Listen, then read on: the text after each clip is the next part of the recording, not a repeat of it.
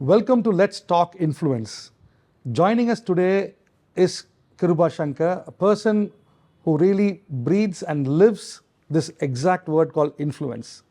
He is the CEO of a digital marketing company called Breathe. He is also in the line of teaching for over 2 decades. He is a professor in digital marketing. He is also the founder of the Speakers Association, the second largest in Asia. We're going to talk about that. And he's also an organic farmer where he's helping his 91-year-old grandmother in a place called Dindivanam. Welcome, Kiruba. Nice talking to you. Absolutely, my pleasure, Ashvin. When I saw your profile, Kiruba, right from teaching digital marketing to Speakers Association, is there something going around your life which is keeping you going? What is actually happening? Yeah. The most beautiful thing about living life to the fullest, Ashwin, what I've learned is do things that you're truly passionate about. Because once you're passionate about, you will always find the time and the bandwidth to get it done. So the key word is passion. The key word is passion, yes. But tell me, Kiruba, you're leading a firm, and today, when we look around, the topic or the YouTube link we have here is Let's Talk Influence. But it's a very pressured world, no? You're doing this, that. How do you find that joy element in whatever you're doing? Because your spectrum seems to be so wide. Yeah. So I want to quote one of the persons that I really admire a lot. His name is Derek Sivers. He's an American, he's a musician, he's an entrepreneur. He sold his company and then donated almost all his profits, millions of dollars, to charity. And then he wrote a book called Anything You Want. And in the book, he talks about what really brought him true joy and how he was able to really follow his true calling of heart. And there he says a fantastic sentence called hell yeah or no. So what it means is that if there is anything that you are half interested or not interested, say no to those. So when you start saying no to a lot of things that you're not interested or half interested, then your life is filled with what's called the oh yes moments or the hell yeah moments. And I think that's a philosophy that I've really followed. And almost everything that I do with a juxtaposition of two things. One, is it something that makes me happy? Is it something that brings me joy?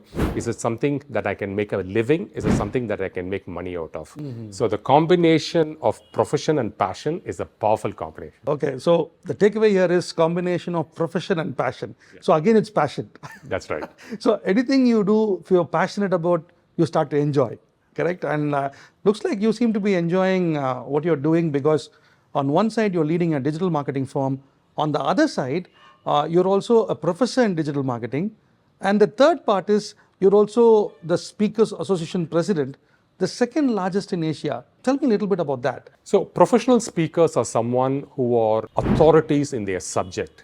They are experts. These are people who have spent 2, 3 or 4 decades in that area. And I call them 1 inch wide and 1 kilometer deep. Someone who's like a super ultra specialist. And those are people, there is demand in organizations, in corporate companies, for them to come and speak on stage. So technically, a professional speaker is one who gets compensated for his or her time on stage. So that's a professional speaker. The next question could be that how is this different from a public speaker? Correct. A public speaker is one who shows a lot of passion, who wants to convey the message, who wants to educate the audience. A professional speaker does all of that. Only thing is that there is the business angle to the speaking. Okay, so there's a difference in public speaking and Professional speaking. Yes. Now, the fourth part of your life is that you're an organic farmer. You go there again with passion, and you do a lot of interaction, and your 91-year-old grandmom. Talk about that a little bit. Sure. So I come from a family of farmers. My great-grandfather and before that, we come from a very agrarian family. One of the things that I definitely want to do was never lose track of our roots. It's something that we should take a lot of pride in. But even though the forces of life makes you to get educated, gets you to travel out, to get a job, All of that is part of that. But however, what is important is that you never lose track of roots. So while I run a digital marketing company, while I'm a professor, while I'm a speaker, I've never lost track of the fact that I'm proud to be a farmer.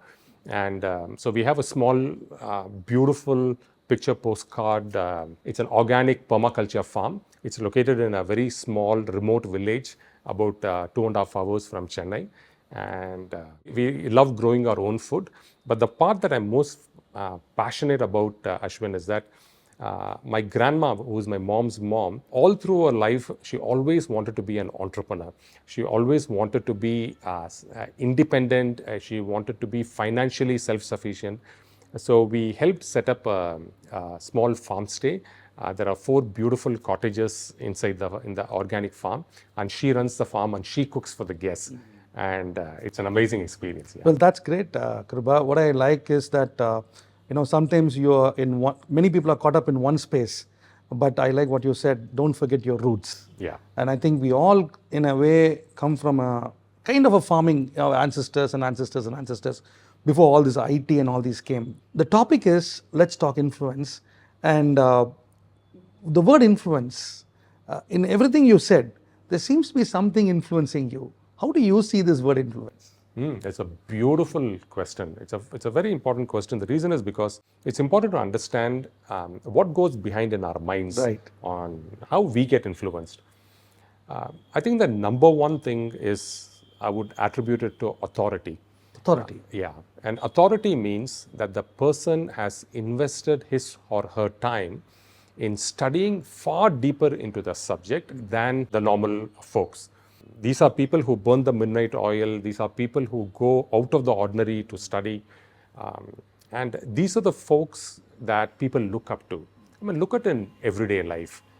When you go and ask people,